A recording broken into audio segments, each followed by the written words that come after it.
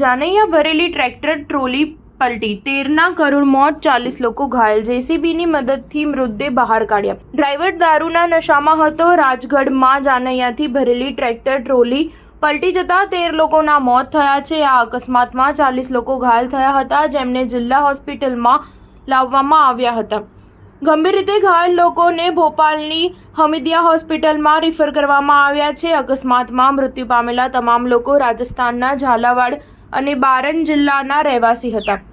ટ્રોલીમાં લગ્નના 70 મહેમાનો હતા. મોત એમનું થયું જેઓ ટ્રોલી નીચે દબાયા હતા.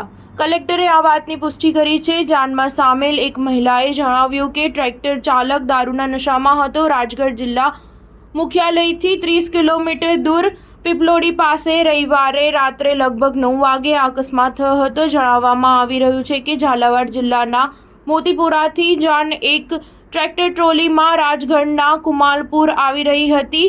પીપલોડી ગામ પાસે ટ્રેક્ટર ટ્રોલી કાબુ બહાર થઈ ગઈ અને પલટી મારી ગઈ હતી. અકસ્માતની જાણ થતાં જ આસપાસના લોકો ઘટના સ્થળે પહોંચી ગયા હતા અને બચાવ કામગીરી શરૂ કરી હતી.